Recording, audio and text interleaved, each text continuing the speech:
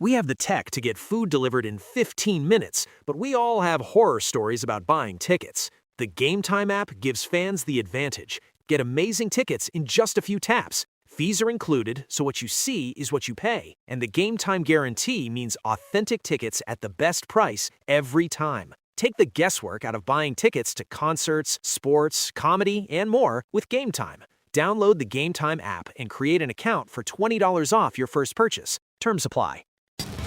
This is Follow the Money on VSiN.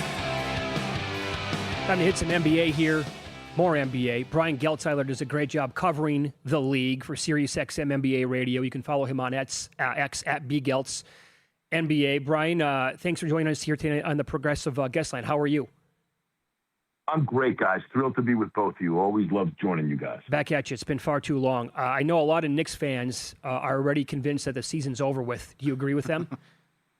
No, people are insane. What's happening with Knicks fans and media? All right, you lost 3 games in a row to Charlotte's playing great. You went in their building. They outran you.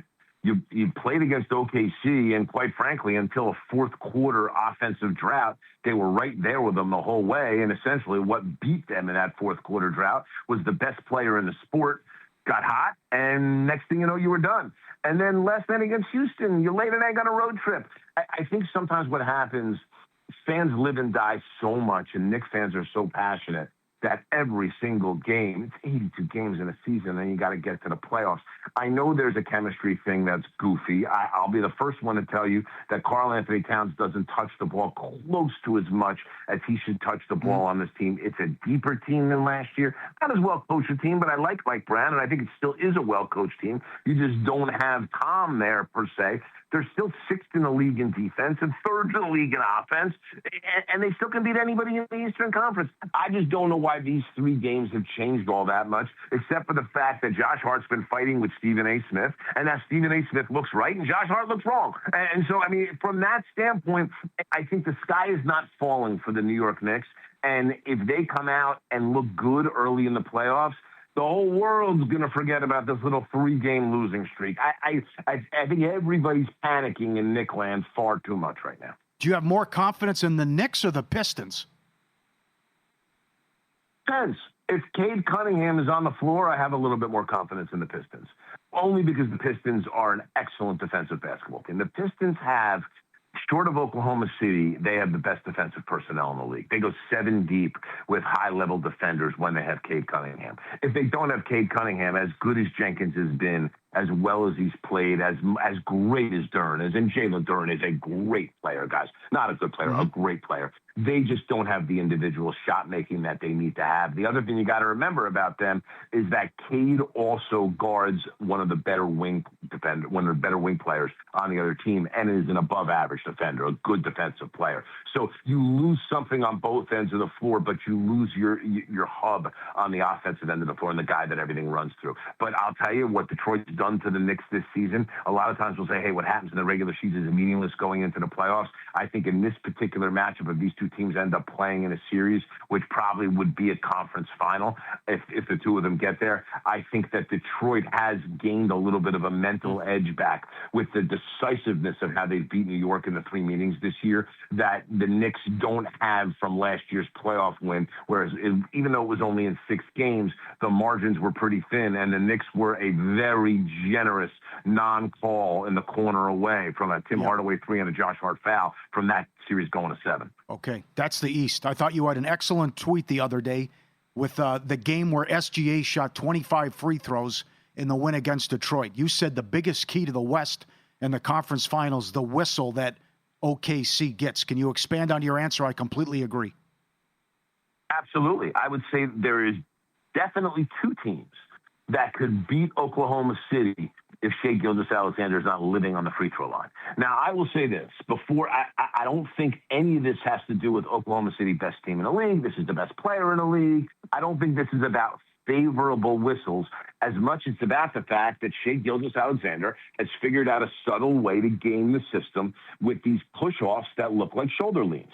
Because he'll lean in with his shoulder and he'll get a forearm off, and a lot of times he'll do it going left. So he pushes off with the right forearm and gets the right hand back to the ball so quickly for that fade left jumper he's so good at that it looks like a shoulder, but it's actually a forearm push-off. And he's been able to game the system so much and have those be fouls that the contact looks like the defensive player is initiating the contact, but it's all Shea. And the refs are not hip to it yet. They're not getting hip to it. He can do it going both ways. That's why I thought the other night in that overtime win that Oklahoma City had against Detroit, I thought that offensive foul on him was a very, very important call. And you would hope that referees kind of take a look at that. Shea's initiating a lot of contact that should be at best no calls. He's getting foul calls on him, and a lot of them are offensive fouls. And I think how he is officiated and how refs look at this, and listen, we know this. Phil Jackson used to stand in front of media contingents, guys, and take fines intentionally to try to point things out to referees to get a competitive advantage. The more other teams can rail publicly against the whistle that Shea gets and be specific about it, the more I think the refs are going to pay attention. I think we're going to get back to some of that dynamic. Be very interesting for me to see in playoff series, San Antonio and Mitch Johnson, David Adelman in Denver, and even in a first-round series, depending upon who could, maybe it's Ty Lue and the Clippers that draws OKC. How they point out the way Shea is officiated on a public level, because I do think that is going to affect things going forward if Shea's marching to the free throw line 20 and 25 times. Very strong. Brian, do you have a vote for awards? I do. Can you share with us? Are you going to vote for him for the MVP, you think? I am. Listen, something would have to drastically change between now and then. It's right now for me, it's between him and Victor Wembanyama. And I say that with all due respect to Nikola Jokic and Luka Doncic, which pretty much any other year would both are having MVP caliber seasons. But I think what Shea has been able to do consistency-wise, I think the one thing you have to remember about SGA is how many missed games to injury this team has had this year and how little they've been together as a full unit, and how when it comes to the record, it flat out hasn't mattered. And I think that's important to note with everything. The thing about Wemby, and I love Wemby, and he's as good a defensive player as maybe we've seen in our lifetime, and he's an offensive force, and he will have his fair share of MVPs. But when you look at the minutes played, the minutes he's played versus the minutes that SGA has played, there's a wide gap there. And I think you have to acknowledge that in terms of the impact on winning that they've both had. So, yeah, I'm leaning into SGA for the award. Do you think there's a big gap between Knipple and Cooper Flagg? I think there is a decent, big, maybe not, but meaningful. Yeah. I think there is a meaningful gap between those two. I think right now what we've seen out of Con Knipple is, again, I go back to that term of impacting on winning. But he's been able to pull this group together in a way that no one really has. LaMelo Ball trusts him. I don't know that I've seen LaMelo Ball trust a teammate in his entire career up till this year with Con Knipple. You watch how comfortable Brandon Miller is with him. Everybody tells the story about, Con's mom in Milwaukee making fajitas for 29 people. But she had the whole team and the staff and everybody to their house. But stuff like that matters. Con's a really good dude, comfortable in his own skin, a true gym rat and a true baller, and his whole attitude, his calmness, all of it has had a ripple effect on this entire Charlotte team. And I know for the most part we don't, look at winning as an important aspect for Rookie of the Year. Cooper Flagg's a fantastic player, and he's going to be a fantastic player. But I think you would cheat Con Knipple if you don't vote for him for Rookie of the Year, just because of the massive impact he's had on the turnaround that this team has made. Great answer. Brian Geltzeiler is our guest. He's on the Progressive Guest Line, Sirius XM NBA Radio, at BGeltzNBA. So you were saying that if SGA doesn't live at the free throw line, there are two teams, and then you mentioned the Spurs and the Nuggets, and then even the Clippers potentially in a 1-8 matchup. In about 2 minutes here, you didn't mention the Lakers. Are you not buying them at all as a contender? I can't not buy them as contenders because they've proven differently to me recently. They've beaten a bunch of good teams. Here's the thing about the Lakers. Their defense has been excellent lately. Are they going to be able to sustain that level of defense over 4 series against 4 really good teams? Now, again, if they draw Houston in the first round, you don't have to play such tough defense against Houston because Houston's offense, last night against the Knicks notwithstanding, their offense out of sight of Kevin Durant's not wonderful. So I think that becomes a very important draw if the Lakers are going to advance. I just don't know that I see the Lakers against a high-powered Denver offense, against the San Antonio offense with those three guards plus Wemby, and of course with what Oklahoma City can do with Jalen Williams being back and A.J. Mitchell emerging. I just don't know that they have enough good individual defenders to sustain that for a long playoff. With all that said, I didn't think they'd be here right now, guys, in the 3 seed. They're proving me wrong, and I give them all the credit in the world. They're playing fantastic. So, man, could I be sleeping on the Lakers a little bit? I could be. It's just intellectually, it's hard for me to believe they're going to be able to play the level of defense they need to play for the sustained period of time to come out of the Western Conference. Hey, Brian, that was an excellent spot. Thanks so much for catching up and taking some time to join us on the program today. Always my pleasure, guys. Let's do it again soon. Take care. Brian Geltzeiler, Progressive Thank you. Guestline Sirius XM NBA host. Follow him on X at BGeltzNBA. Oh, I'm glad somebody said it. The Mavs have 24 wins. They set a franchise record home losing streak. Right. Well, That's now back-to-back guests. There are a lot of people who vote on this award. Back-to-back guests on this show 2 days in a row saying Kneppel over Flag. Yesterday, Henry Abbott said not even close. I think he's right. Replay that coming up. Masters Week, perfect time to get on ProfitX. New users get a sign-up bonus of $100 in bonus cash. Get started. Promo code VSINMM. Masters of your domain contest. You can win a $1,000 round of golf, a club, or a gift card to any golf apparel brand. Win or lose on your play, you're still in the running. Get the app now, code VSINMM. VSINMM's your code.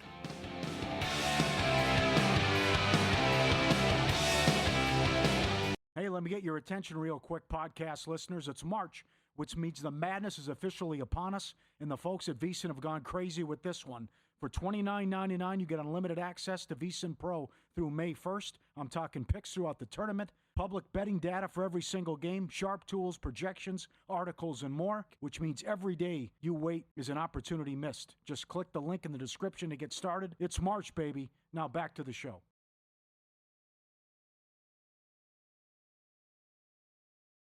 Always follow the money. That's what I always say. You always follow the money. Yeah. This is Follow the Money with Mitch Moss and Paulie Howard on VSiN. Welcome in. Follow the Money is brought to you by ProfitX, where new users can earn a sign-up bonus up to $100 in bonus cash. Download ProfitX and use the code VSINMM to get started. We begin this hour going out to the Progressive Guest Line. We have one more stop on the PGA Tour before it's Masters Week. And Jeff Seeley joins the program now. His podcast is already out on every platform where it's available, the Cutmaker Podcast.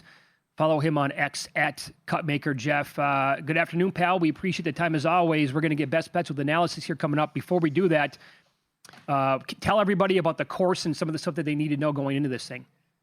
Yeah. Well, this will be another fun week, guys. We had a near miss last week, right? We had Højgaard outright just came in second last week, so we just missed there, and Fitzpatrick won the week before. So hopefully we can keep it running here this week in San Antonio. And guys, this week it's been interesting. If you consume a lot of the golf content, everybody's been talking a lot this week about the importance of hitting the fairway. And and when you really do a deep dive and look into the data, I don't think, it's great to hit the fairways. It's always good to hit the fairways in golf. I think it's been a little overblown in the golf world this week.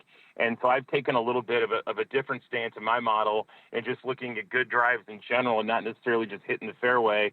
And I really focus a lot more on near-term approach play and bogey avoidance than I have so much the traditional hitting the fairway. So I think some of my picks are going to be a little bit unique this week from some others. And the model I ran really brought some surprising results, especially, going to be surprising, maybe not shocking, but the guy that came out top of my model was a big surprise who's going to end up being one of our bombs this week. Okay. Who's come way down. So it'll be a fun discussion here. Yeah. We'll get to that coming up. Also, what's unique is, and now granted, there is no Scotty Scheffler. There's no Rory McIlroy. So typically when they're events, you're like, well, okay, they might win, but let's go down the board a little bit here. They're not in, so the odds board begins like around 14-1 or a little bit better than that with Tommy Fleetwood. You're not going to drift too far from that, huh? You want to go basically with a guy who is second on the odds board to win this thing.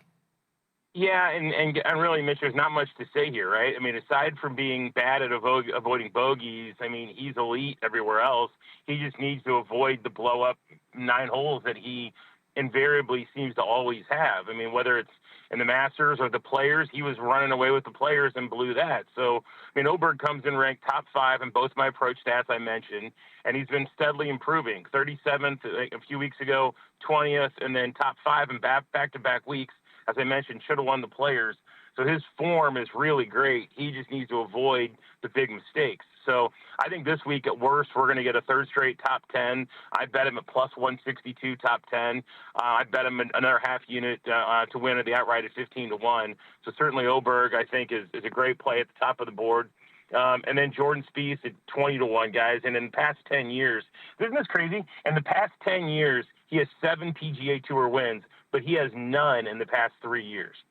And This week, honestly, guys, I think he's going to look to try to get dialed back in the week before Augusta. Even if he doesn't win, if we see peak Jordan Spieth, I'm going to be adding him to my card for Augusta.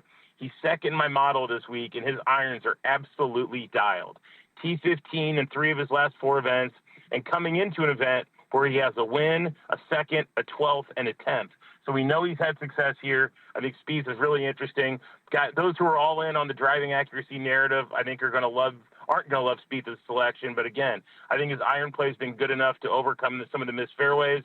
And I think a lot of people are going to miss the green in general. So I don't really hate that as much, and I trust Spieth's short game enough to get up and down that I think he can overcome some of that. So the main way I played him is top 20 even money, but I'm going to have at least a half unit on the outright on Spieth as well. All right, how about mid-tier? Some pros and cons with McNeely, and also going back to your guy Sepp Straka. Yeah, so McNeely was T3 here last year, so his vibes are really good. His strokes gained total look really good. His short-term iron play is the only thing that have me going all in on him. Driving distance has been good. Again, driving accuracy has not been good. And so the people who are really dialed in on that this week probably aren't going to play McNeely. But I think the play on him, again, is another top 20 even money. I think it's another good price on McNeely, and you put another half unit or quarter unit on the outright. And then Sepp Straka, guys, again, absolutely been dialed with the irons. Very interested in him there at 28-1 or so. Recent iron play has been the best in the field. He's even gained with the putter over his last 8 events, which is usually his big problem. He's not a huge bomber off the tee, but for the guys who do follow the driving accuracy, he's very accurate off the tee. I think he'll be popular in that regard. And he's coming in with really good form. He was the runner-up at Pebble, took 8th at the Players, 13th at the API, 18th at the Waste Management. That's inside the top 20 in 4 of his last 5 events. He's always one of my favorites, as you well know. He's won twice last year, and I really like him this week to break out and get his first win. Okay, so then down a little bit beyond that. By the way, any of these guys you want to do first-round leaders for or anything like that as well? I didn't mention him, but I did play your boy Jaeger first-round leader. I'm playing him first-round leader this week, and the other one I'm going to play first-round leader is the guy I'm about ready to mention is Keith Mitchell, 35-1. Has actually been better in terms of total strokes gained and bogey avoidance than Straka has.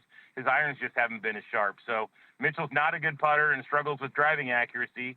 But again, he is one of the longer hitters in the field, and I think in general his ball striking will make up for that. I am going to play him as a first-round leader, and I think the fact that he has 3 top 20 finishes here makes a top 20 an easy play at plus 150, the little on the outright, and I am going to play him and Jaeger as first-round leader plays.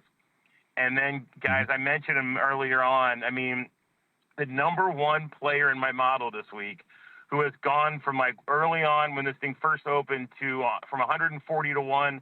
I bet him last night at 70-1. Sherman told me he was at 50-1 on him. I think DraftKings right now might be around 60. It's my guy Yellow Majaru again. I mean, I've seen this price just drop like a rock. And there's nothing not to like about this guy. I mean, when you look, he's 5th in total strokes gained over the last 24 rounds. 5th in total strokes gained over the last 6 events. That's unbelievable. 11th in bogey avoidance, 8th in near-term approach, 6th in long-term approach. Like, there's so much to like about this guy, and he really has no weaknesses in his game right now. His driving distance is very strong. His driving accuracy is very good. His putting improves every week. His lone weakness appeared to be his chipping a little bit, but he's even gained there a little bit over the last 8 rounds. So in 2026, he has 2 top 20s and 2 more top 6 finishes both of which have come in the last 2 weeks. So there's nobody in the field as hot as this guy right now. I laddered him top 20 at 2-1, top 10 at plus 450, and some on the outright as well. Okay. I love that breakdown. I love that you're going to ladder that as well. Hope it all comes in for you. And, or this guy would be nice as well, because you have one more bomb, and this is really like going down the board. But a guy at 200-1, or maybe even a little bit better, you want to go to war with this week? And I may sprinkle a little on the first-round leaders, him as well. He's one of the most popular players on tour, guys, and it's Joel Damon, 200-1. In his last 6 events, he has 2 top 10s, and he's basically 10-1 to be top 10 this week. So throw in a plus 420 on a top 20. I'm all in on that. There's a lot to like about Joel Damon. 24th in total strokes gained, 7th in bogey avoidance, and top 12 in both approach metrics. So, again, for a guy who's 200-1, you could do a lot worse than Joel Damon, again, who's finished top 10 in 2 of his last 6 events. Very good. You live in Indy. We used to call you Indy Jeff here on the program. Do you have a strong opinion on who wins the national title? I have a strong bias because I have a 40-1 Illinois ticket, so I'll be cheering for Illinois. But in all my brackets, I only did one bracket across all my bets, and I was all in on Arizona. So I'll be pulling for Arizona or Illinois, Arizona Illinois final, and then I'll be pretty neutral on the outcome there. So hopefully that's the way it ends up. I do like Illinois to beat UConn though, and I like Arizona over Michigan. So I think they'll both have a good chance to be there, and then we'll get enjoy a free roll. Very cool. All right, buddy. Thanks for the time as always. Great analysis, and go get him this week on the tour, okay? Thanks, fellas. Take care. There you go. Follow him on X at Cupmaker Jeff. It's the Cupmaker podcast. He joined us here on the Progressive Guest Line. All right. I did listen to Crackman today with his podcast with Alan Boston. They've been doing it every week. Boston actually, and he admitted this, that he's very strong on UConn. Too strong. He actually used the word, I have them probably overrated. He said to begin the podcast, basically, I don't know how Illinois is favored in the game. Oh. He also had Illinois 4.5 against Iowa. Well, why is he so strong on UConn then? He just so much respect for Hurley. Right. And I also think that because he made the number, and he said he wasn't anti-Duke or anything like that, but he made that number, I think, 2.5 points shorter than what it was. And he made the Iowa-Illinois number 2.5 points shorter than what it was. So but based on his overall numbers, his UConn number comes out to 1.5 points better than Illinois. So he also was breaking down game by game, and he said when you think about it, Illinois' run maybe not as impressive as you think, because Iowa had him, he said. And if Iowa had, in his opinion, if they had one more big guy, they were going to win the game, and they just completely ran out of gas. He thinks Houston, playing all those freshmen, or key minutes for freshmen the whole time, they put up a complete clunker at the wrong time, and maybe that they were relying on those guys too often. Anyway, so he's strong on UConn, and in the other game, he said Michigan's a better version than Arizona, but he made the number pretty much close to where it is. So I've also heard a lot of people say that about UConn, like how are they the underdog? They did play this year at Madison Square Garden. They won by 13. They were, 4.5 in that game? Well, they've had some bad moments, though. No, that's also a long time. And by the way, they've been inconsistent. That's the thing, Paul. It's not like they were covering a ton of games this year. No. The market completely overrated them. Yep. And Boston did say that he's been higher on UConn than the market has been pretty much the entire year. So, well, I was impressed with Illinois to have that, couldn't make a shot from the perimeter, and they still win by double digits. Yeah. That was impressive what they did on the boards too. I agree. Also, UConn was 1 of 18 against Duke before they hit some late. Yes, got the job done. Mike Palm on the program next. We'll get his early betting takeaways in Major League Baseball and what he likes on tonight's card overall. This is Follow the Money on VSiN, the Sports Betting Network.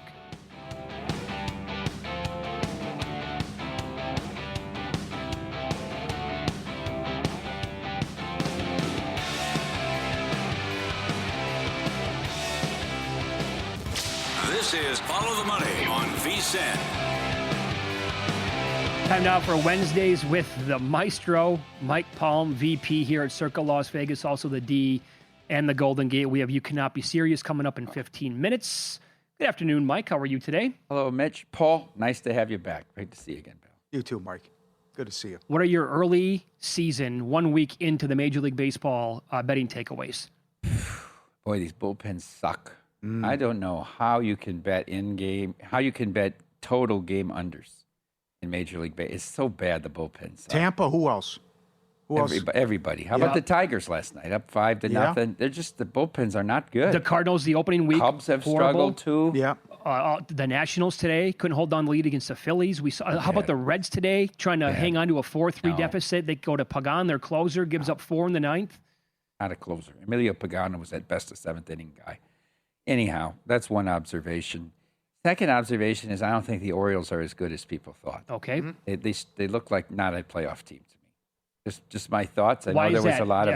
That lineup overall is. Well, they were striking out 18 times a game against the Twins. Very concerning. Very concerning to me. And then Rogers is good though. He went again today. Yeah, he did. Yeah, Today was a good day actually to bet the unders because you had all your aces lining back up after opening day. That's right? right. 7 days later, and you've seen some, especially this afternoon. Mets Cardinals has been a great pitching matchup here.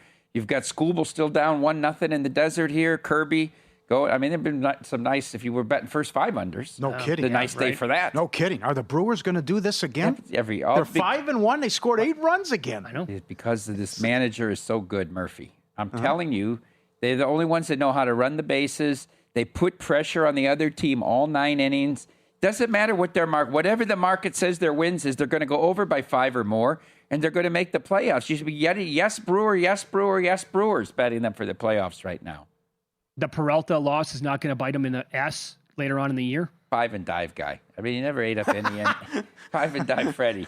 He never ate Fake ace? Yeah, for the fakest of all aces. Webb, they had Webb on the ropes last night too. The Padres did, and they couldn't knock him out. He had 72 pitches through 3, and you think they let him get away with like a 7-pitch 4th, and then he cruised from there. But he's definitely a candidate for that. For the fake ace. The fakest of all aces got hurt and is out the whole year. Pablo Lopez in Minnesota. Okay. So now we have competition for who will rise. No, to be the fakest ever was Aaron Nola.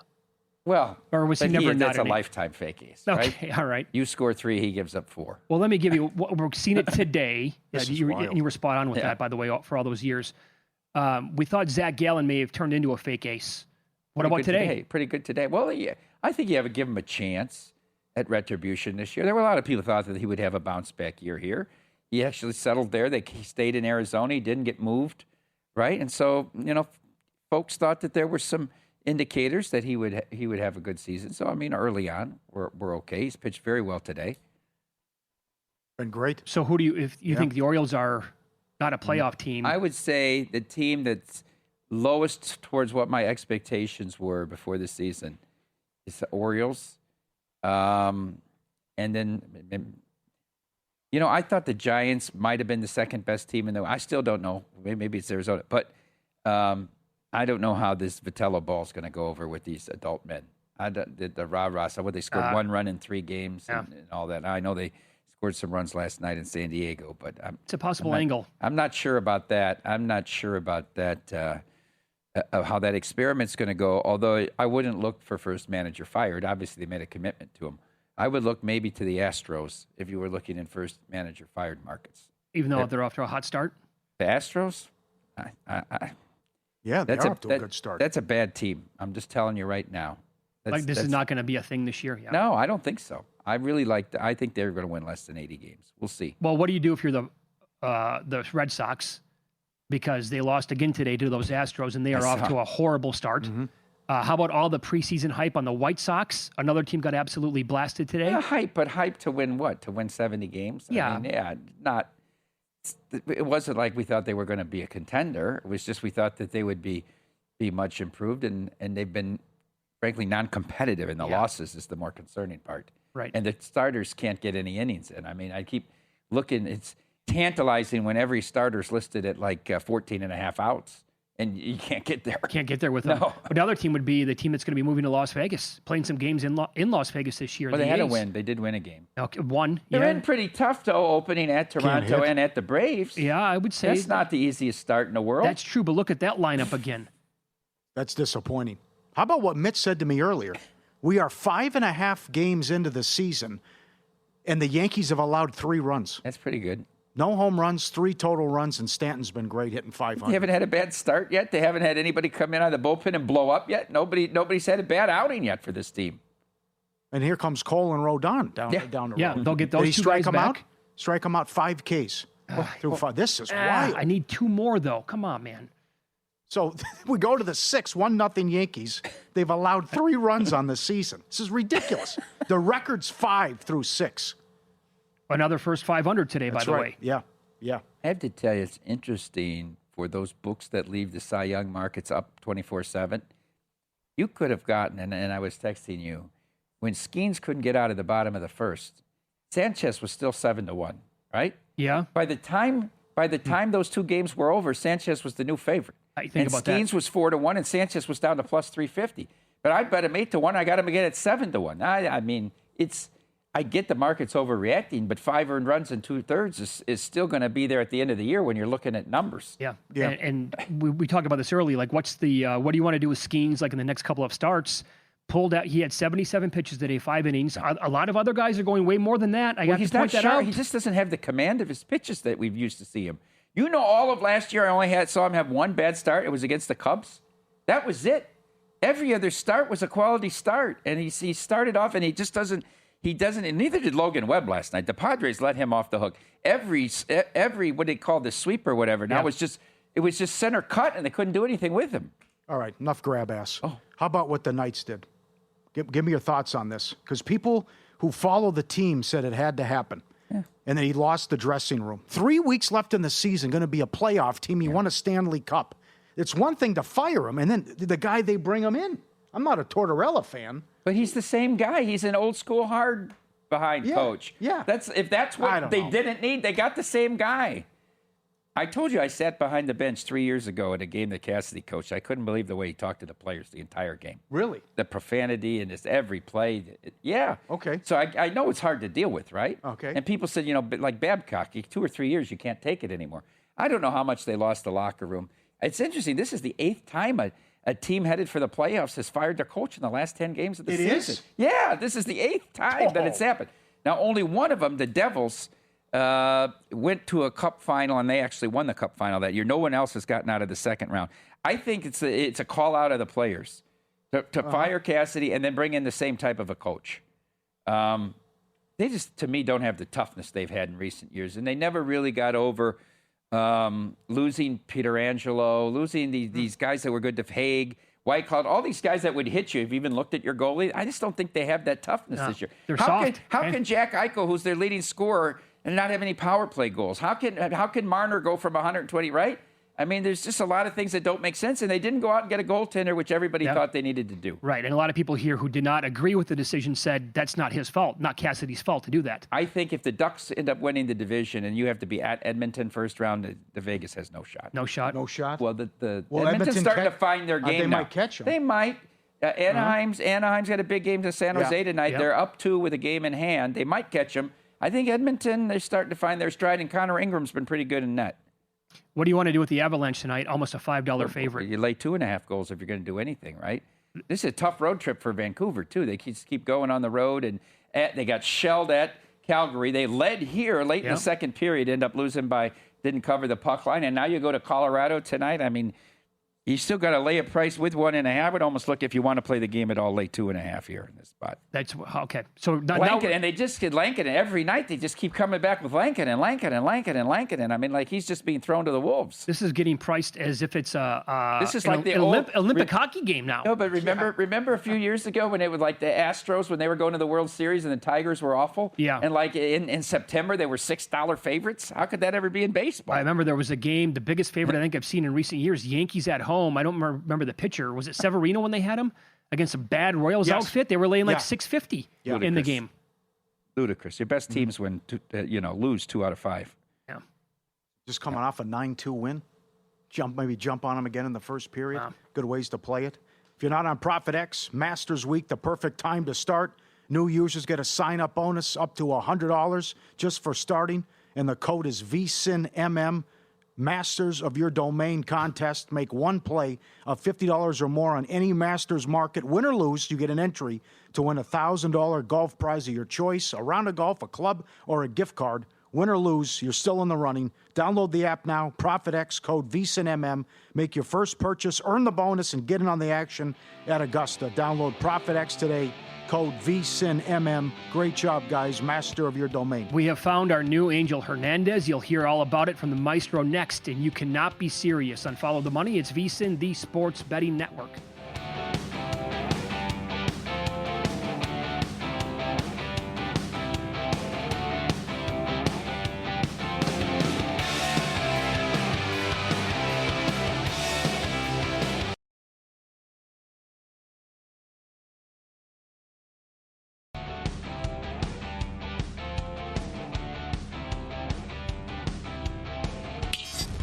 This is Follow the Money on VSiN. Well, Yankees got out of it anyway. Damage was done a little bit anyway. It's 4-2 now. They go to the top of the ninth. They can only tie the record now. Okay. Fewest runs allowed over the first six yeah. games. Yeah. Yeah. They set the record last night. Fewest through 5. They could have set it again today. But still, I mean. Hats off. Yeah, no kidding. And we go to the progressive guest line now. Matt Youmans, VSiN host, is a lifelong Yankees fan. I'm sure that you sat back and watched Schlittler again today. Is that correct? I mean, Mike, I can't believe this ticket that you have on the guy to win the Cy Young. I did actually bet Schlittler first 5 today, and my hesitation there was he only threw 68 pitches in the first game, so I wasn't sure how deep he would go, and that's why I wanted to play first 5 instead of game today. But I talked to you about this future, and I was talking with Chris Massaro about it before the season, and Chris was mentioning how dominant Cam Schlittler was against the Red Sox in the wild card round last year. And we were about to do the VSiN MLB Futures Draft. And I thought, I like Nolan McLean of the Mets. And I like Cam Schlittler of the Yankees. So I played each one to win Cy Young. At DraftKings at the time, I think both were 50-1. And I went to the Westgate Superbook, and Cam Schlittler was 300-1. I couldn't believe it. I had to double check. 300-1 was the real price. Now, I'm not counting my money by any stretch at this point. You got a lot of competition to deal with in the American League, including Max Fried right there in the Yankees staff, Garrett Crochet of the Red Sox, Skubal of the Tigers. But Cam Schlittler sure as hell looks like the real deal. I mean, the guy's velocity is off the charts. He looks like he's got the mental makeup to do it in New York. He's going to get hyped. There's no question. Mm-hmm. Right now, through 2 starts, 11 2/3 innings, he's allowed 3 hits, no walks, and struck out 15. He threw 68 pitches in the first start and 79 today. And Paul, Mitch, when this Yankees rotation is fully healthy, this is going to be a bear. Absolutely. Totally agree. Aaron Boone just can't screw it up. And Rice just went deep, so it's 5-2 Yankees. NIT semis tomorrow, and Mike Palm and Derek Stevens at the games tonight. The Crown at the MGM, the quarterfinals. We start with Oklahoma, open 5.5 up to 9. Couple guys out for Colorado. What do you think, Matt? I agree with the move, and I was going to pull the trigger on the Sooners, and I was a little too slow to do it. So now I don't want to lay the worst number, but I do like the Oklahoma side, and trying to figure out if I want a money line parlay with that or something. I don't know. I'm going to be at the game tonight. I'm also possibly looking over 163.5 here. I think defense is going to be optional in a game like this. I went out there last year. Defense was optional in these games. It's kind of like AAU games. This Oklahoma team actually down the stretch, first of all, Sooners have really good guards in Nigel Pack and Xavier Brown. Tay Davis and Darion Reed are good post players. We talked about this, I think, after the NCAA tournament selection show, that I don't know how Oklahoma was left out of the field and SMU got in. SMU never should have been in the field, and Oklahoma was worthy of the 68-team field. Sooners actually down the stretch went 8-3. They had a win at Vandy, 92-91, beat Georgia 94-78. They were scoring close to, over 80 points in pretty much every game. Had a bunch of quality wins down the stretch, including Auburn, Missouri, Texas A&M, and lost Arkansas by 3 in the SEC tournament. This Oklahoma team's legit. So I'd either play the favorite or pass here. I am going to look over the total in this game as well tonight. And I think it's great that Derek Stevens and Circa are playing a part in sponsoring this event. I know some people, I heard JVT on his show today talking that he just can't get fired up about it. That's not for everybody, but I think it's cool to have games we can watch and bet on Final Four week. and you got some pretty good teams out here in Vegas as well. Yep, well said. Anything on Baylor in Minnesota? Baylor up to 4 in some spots. Yep, I'm playing the Gophers here. Okay. I took the Gophers +4. I really like Nico Medved as a coach, and Gophers typically play a slow-it-down style. I don't know if they'll do that tonight. The total's right around 147, 148. But Baylor, pretty unimpressive to me down the stretch. 3-7 in the last 10 games. If you guys remember, it was late February on a Tuesday night. Minnesota played at Michigan and gave the Wolverines all they could handle that night. And I really think Nico Medved made a lot of strides with this team in the second half of the season. Cade Tyson is a stud guard. Jalen Crocker-Johnson, who is out in several games late in the season, I think is going to be there tonight. So we were talking about a Colorado team with 3 starters out. Well, I think you got a Minnesota team here at full strength against Baylor. I'm going to play the coach I think is best here. And the guard combination I like a lot. Tyson and Crocker-Johnson go with the Gophers +4. All right, Matt Youmans, our guest, Progressive Guest Line. Follow him on X at Matt Youmans 24/7. Have you bet both Final Four games yet? So I'm not. I haven't, and I'm not. I'm gonna live bet these games because we got UConn 15-1. I've got Michigan 20-1 from way back before the season. So I don't need to bet UConn or Michigan, and those are the 2 sides I do prefer here. But I also think these are going to be really good live betting games. When you've got spreads around pick'em 1, 2, especially this Michigan-Arizona game, I'm not even sure you should bet it before the game. Live bet it. I don't know how you can have that strong of an opinion on either side. I don't know how you can sit there and say, well, Arizona's going to dominate Michigan or Michigan's going to dominate Arizona. It's not. It's going to be more like an NBA game. I think we're going to have big runs both ways, and the value is going to be in live betting that game. I do side with Michigan. I planted my flag with the Wolverines before the tournament, and I'm going to stay there.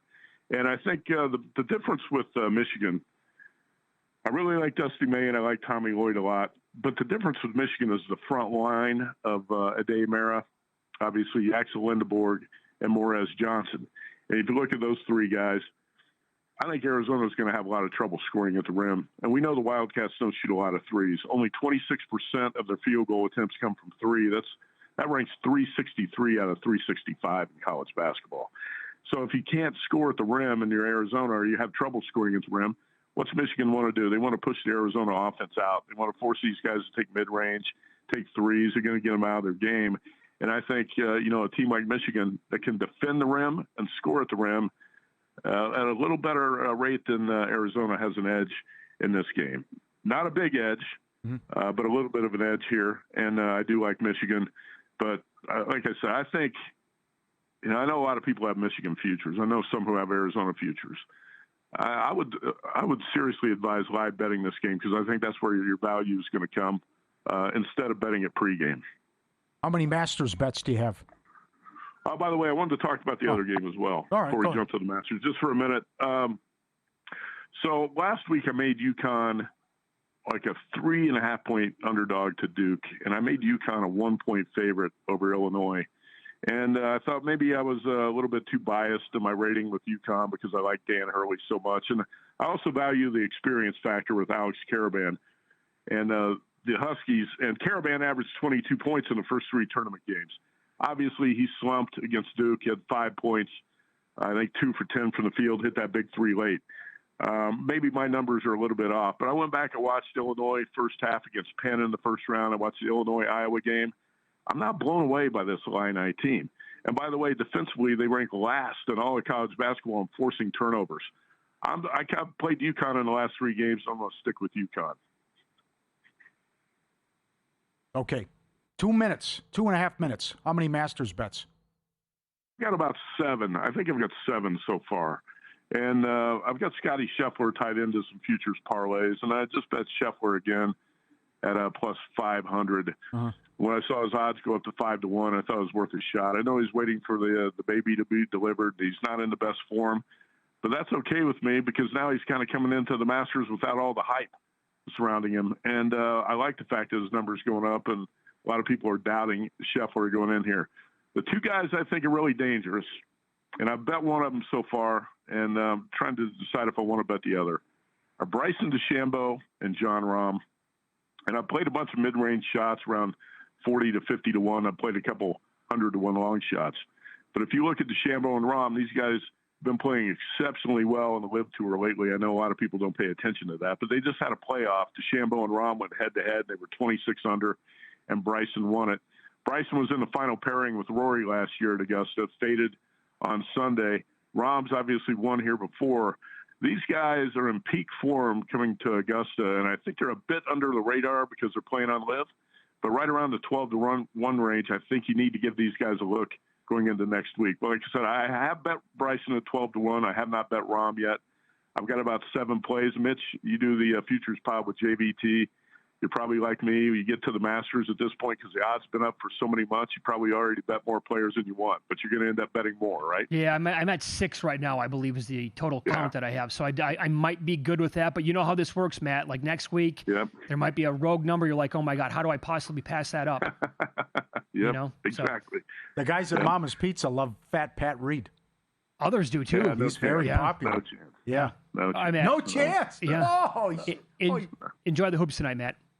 Okay, you bet. Thanks. There you go. Masters almost here. If you think you know the field better than the average bettor, time to prove it. The VSiN High Stakes Masters Challenge on Splash Sports. $500 entry, $100K guaranteed. Fantasy tiers contest built specifically for golf bettors. You draft 6 guys. Your top 5 scores count. Lowest score combined across all 4 rounds wins. Head to splashsports.com/VSiN. Code VSiN. This is awesome. Splashsports.com/VSiN. Code VSiN.